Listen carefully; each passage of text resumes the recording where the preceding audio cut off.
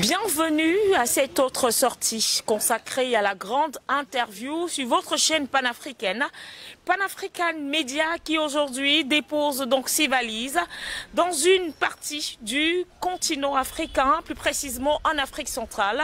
Nous sommes bel et bien au Cameroun, dans la ville qui a donc pour nom Kribi. Pourquoi faire? Justement pour parler aujourd'hui de théorèmes, mais également d'équations. Vous l'aurez certainement compris, la mathématique est donc à l'honneur dans le cadre de cette grande interview signée Pan-African Media pour une Afrique souveraine et unie. Et donc pour en parler aujourd'hui, un prix d'excellence qui porte un nom, le Cameroun. Il est là à notre compagnie, il s'agit bien sûr du professeur Abnon Atongana, que je vous invite à découvrir dans quelques secondes. Si vous nous rejoignez à l'instant, sachez que vous êtes sur Pan-African Media pour une Afrique souveraine et unie. Et donc, comme annoncé il y a quelques secondes de cela, le professeur Abnon Atongana est avec nous. Certainement, beaucoup se posent la question de savoir c'est qui ce monsieur? Pourquoi la mathématique collée effectivement sur le visage d'un noir? Bonjour professeur. Bonjour Linda. Vous allez bien? Je vais bien, je suis très heureux d'être au pays pour la première fois et être interviewé chez moi au pays. Pour la première fois, après combien d'années? Après presque, j'étais ici en 2022 avec mes étudiants pour une conférence. Mais cette fois-ci, je viens pour une autre chose, pas pour la conférence des mathématiques. C'est bien, mais même si ce n'est pas pour une conférence de mathématiques, ça entrait quand même avec la mathématique qui fait partie intégrante de votre quotidien depuis plusieurs années déjà. Et du coup, j'ai envie de vous poser la question de savoir, je vais trahir un secret. Vous êtes là effectivement parce qu'il y a une association qui s'est dit, si nous avons des noms des personnes valeureuses comme celui-là, si nous avons effectivement des talents, pourquoi est-ce qu'ils doivent toujours être cachés? Pourquoi ne pas les valoriser? Pourquoi des concours de dictée en langue française, même pas en langue maternelle? Pourquoi des concours de philosophie dans le monde et dans l'Afrique? Et aujourd'hui, ce sont les mathématiques, sauf que c'est du Made in Africa. Il y a donc un prix de l'excellence qui vous a été décerné. Alors, première question, comment est-ce que vous vous êtes senti quand vous avez appris justement cette nouvelle? Un tel honneur venant de vos terres, de vos racines. Je suis très content parce que c'est un combat que je mène depuis. C'est une forme de décolonisation parce que quand un enfant africain grandit, la seule chose qu'on va lui dire, c'est que cette médaille est au nom d'un Européen. Et la question que les Africains, les jeunes Africains vont se poser, c'est que est-ce que nous n'avons pas contribué en mathématiques? Pourquoi il n'y a pas un noir africain qui a une médaille porte son nom? Et moi-même, j'ai commencé ce combat-là au niveau de l'Académie mondiale des sciences, mais aussi au niveau de l'Union africaine des mathématiciens, là où j'ai dit il faudrait que nous ayons des médailles au nom des Africains. Et moi-même, j'ai commencé en introduisant une au nom de professeur Gerigata, qui est un aîné. Et ça sera pour la première fois, on va inaugurer ça à la conférence que j'organise au Niger. Et lorsqu'on nous sommes venus ici, ça c'est très important parce que la médaille de Gerigata, c'est pour les intellectuels, c'est pour les professeurs. Mais celle de ADN est plus importante parce que c'est fractionnaire, si je peux le dire. Ça commence au niveau de l'école primaire et ça monte. Donc nos enfants, quand ils vont grandir, ils vont savoir que les mathématiques, la contribution mathématique n'a pas seulement été faite par les Européens, mais aussi nous avons des mathématiciens en Afrique qui ont contribué, il y a des médailles en leur nom. Ça, c'est une forme de décolonisation et je suis très content. Alors, le peuple également camerounais, africain et surtout celui de Kribi est très ravi de votre présence sur cette terre. Alors, pensez-vous, parce que vous avez parlé tout à l'heure de ADM Vision Plus, pour ceux qui ne le savent pas, ADM Vision Plus, c'est bien sûr Hawa Don Melo Vision Plus. Il s'agit bien sûr du vice-président de l'Alliance pour les BRICS Plus, qui officie donc sur le continent africain et bien évidemment au-delà des frontières africaines. Alors, pensez-vous effectivement que cette association ADM Vision Plus puisse apporter un plus dans le combat qui est mené aujourd'hui, une plateforme qui pourrait peut-être contribuer à une véritable, on va le dire, souveraineté africaine? Oui, moi je suis très content de cette idée parce que il parle de la contribution des sciences, il parle de la promotion des sciences exactes. Et quand vous regardez les pays développés, c'est ça qu'ils ont utilisé pour développer leur pays. Et à ce moment-ci, ce qui est important, c'est qu'ils ont commencé au niveau primaire. C'est-à-dire les jeunes d'abord pour leur montrer l'importance des sciences, parce que dans les pays développés, c'est ça qu'ils utilisent pour changer leur pays. Et quand on parle des sciences, on parle de l'innovation, on parle de la technologie et on parle du développement. C'est ça qui est important. Alors pour moi, je crois que c'est quelque chose que tous les Africains doivent épouser. C'est pour cela que moi-même, en tant qu'Africain, j'ai décidé de faire part de cette vision-là, parce que ça va permettre aux jeunes de comprendre que la chose la plus importante n'est pas seulement le sport, parce que c'est ça que nous valorisons en Afrique. Et ça doit changer, c'est pour cela que je suis derrière cette idée, faire la promotion des sciences exactes en Afrique, pour dire aux Africains, oui, le sport est important, mais c'est quand on a fini de bâtir notre continent qu'on peut s'asseoir pour regarder le sport. C'est pour cela que les Chinois, vous allez voir, les Chinois ne mettent pas plus d'efforts au niveau des sports, mais ils mettent plutôt l'effort au niveau de la science, la technologie et d'autres. Merci. Et surtout les recherches, beaucoup de recherches au niveau bien évidemment des Asiatiques, en l'occurrence la Chine. Alors qu'est-ce qui manque selon vous? Parce que nous avons toute cette matière, nous avons été gratifiés par Dame Nature, mais aussi nous n'allons pas oublier la maestrade de la main ou des mains de nos ancêtres qui veillent toujours sur nous. Alors, mais il se trouve que malheureusement le système éducatif soit un peu brouillé. Alors, selon vous, qu'est-ce qui peut être fait, ou du moins, qu'est-ce qui manque justement pour sortir les jeunes dans ce que nous appelons génocide intellectuel? Oui, ça c'est très important parce que pour moi, je voudrais parler des mathématiques. La façon dont on nous enseigne les mathématiques en Afrique ne nous permet pas de comprendre la valeur des mathématiques. Parce qu'on nous montre les formules et ces formules-là nous embrouillent. Si, par exemple, on était capable de montrer aux jeunes Africains qu'en utilisant la dérivée, si je vous montre la dérivée s'applique au niveau, par exemple, de la vitesse. La deuxième dérivée, c'est l'accélération. Et puis, par exemple, quand on parle d'une équation différentielle, l'équation différentielle doit être utilisée pour modéliser un problème d'aigle réel. Par exemple, le mouvement de la pollution à l'intérieur du sol, par exemple, l'épidémiologie. Il y a beaucoup de choses. Alors, il y a ce point-là. Il y a un autre point, là, les financements. On ne peut pas faire une bonne recherche s'il n'y a pas de l'argent. Et c'est ça le problème de l'Afrique, parce que ici en Afrique, on voudrait créer un théorème aujourd'hui et l'appliquer demain. Cependant, les Européens ne font pas comme ça. Ils prennent beaucoup de temps et ils mettent de l'argent pour faire la recherche. Et pour que cette recherche-là soit importante maintenant pour le continent. Donc, pour moi, je pense que ce qu'il faut faire, c'est de donner plus de finances aux chercheurs pour faire la recherche pour le continent. Et donner la valeur aux jeunes, montrer aux jeunes que l'avenir, c'est la science. Et c'est ça le problème. Donc, je pense que si les gouvernements de l'Afrique décident de mettre l'argent pour la recherche, on va atteindre le niveau de l'Europe. Et moi, je me souviens, une fois, j'étais rapporteur d'un projet européen. On a donné à un monsieur plus de 30 millions pour faire l'expérience. Ouais. Et ils ne sont même pas sûrs que cette expérience-là va aboutir. Mais ils sont sûrs qu'à la fin, il y aura un progrès au niveau de la science. Alors, professeur, une question qui me vient après justement cette réponse. Est-ce que le problème ne serait pas peut-être au niveau du langage utilisé?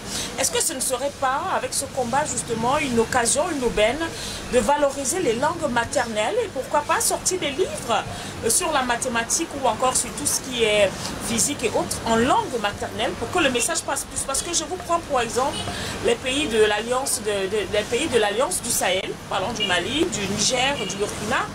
Mais écoutez, là-bas, même dans les forums, c'est que du bambara. Ils se parlent en bambara, pourtant ce sont des intellectuels aussi. Alors, est-ce que ce ne serait pas une piste pour aider ces jeunes Africains, comme vous le disiez tout à l'heure, parce que ce sont des termes hyper techniques. Parfois, on ne sait même pas ce que cela signifie. Ça n'a pas été rédigé par nos savants, par vous. C'est la langue de Molière que nous utilisons ou celle de Shakespeare. Je suis très content de cette question. En fait, au début, chaque fois que je commence un discours quelque part, je dis aux gens que je suis africain.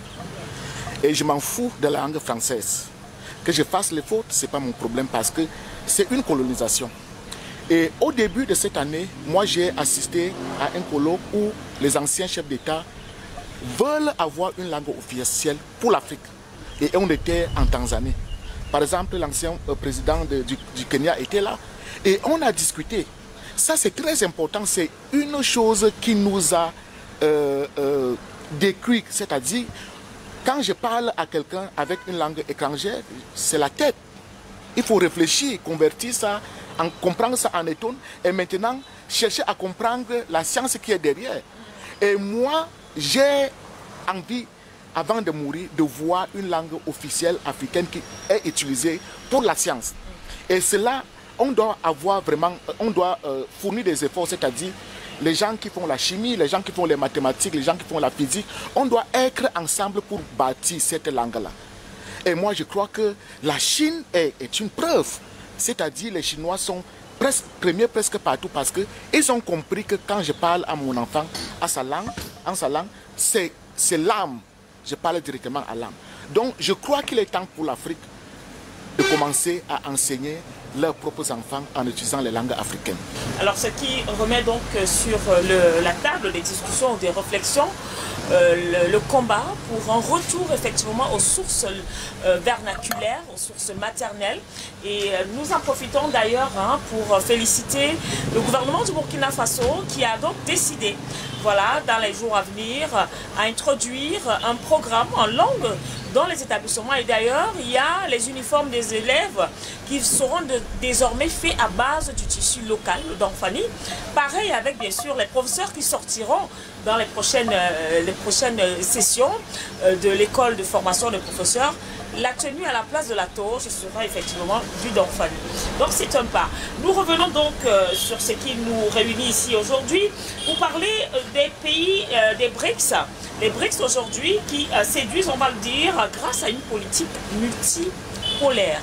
Terminer l'unipolarité, une aubaine ou alors un piège pour les pays africains selon vous? Je voudrais d'abord vous dire que je suis mathématicien. Oui. Et je n'aime pas parler de quelque chose que je ne comprends pas bien.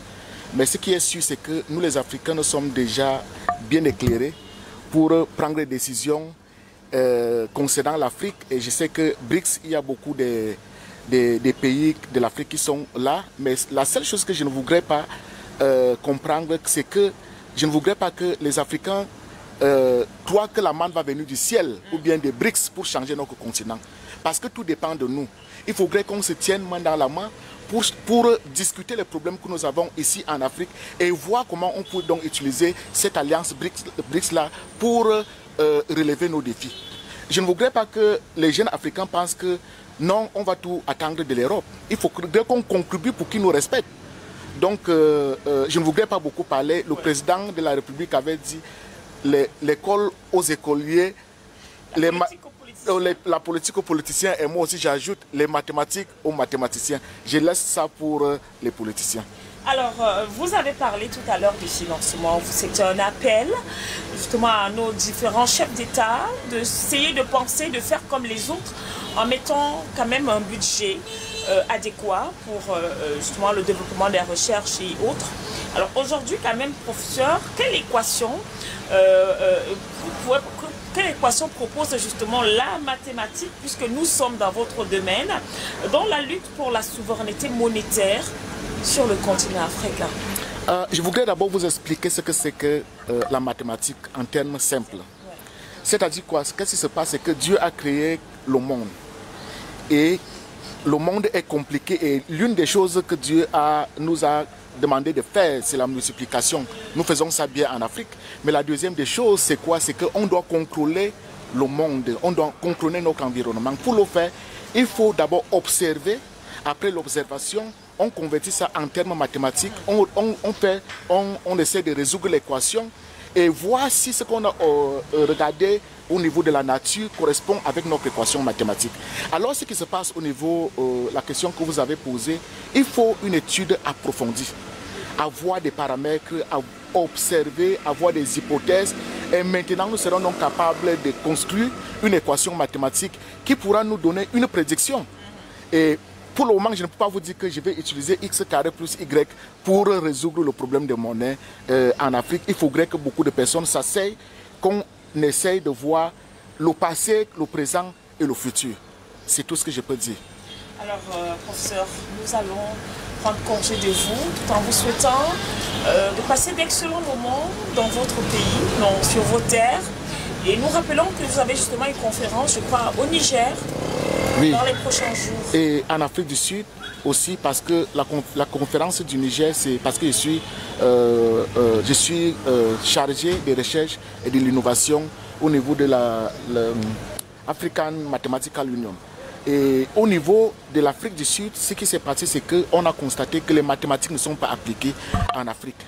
Et j'ai donc décidé avec le professeur Makinde, premièrement, de faire venir tous les mathématiciens africains, leur demander qu'est-ce que nous pouvons faire pour utiliser les mathématiques, résoudre nos propres problèmes en Afrique.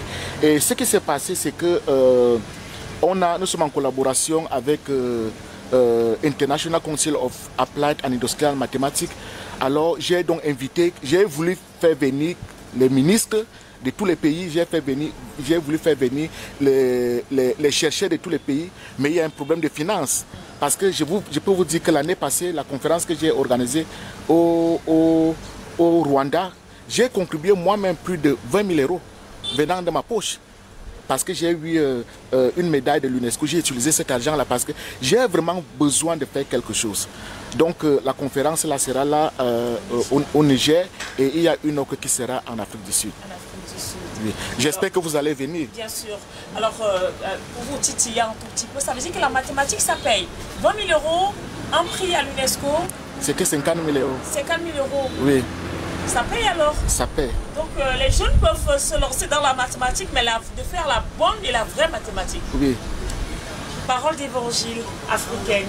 Alors, c'est sur ce que se referme cette autre édition consacrée à la grande interview sur votre chaîne panafricaine, Pan-African Media, pour une Afrique souveraine et unie. Il ne nous reste plus qu'à dire merci au professeur Admon Tongana qui a donc fait le déplacement pour cette terre, histoire de se ressourcer. Quant à nous, nous vous donnons rendez-vous dans nos prochaines éditions, mais en attendant quand même, permettez-moi de vous souhaiter tout simplement, ou alors de vous dire choukrani, à santé ou encore Djaredjef.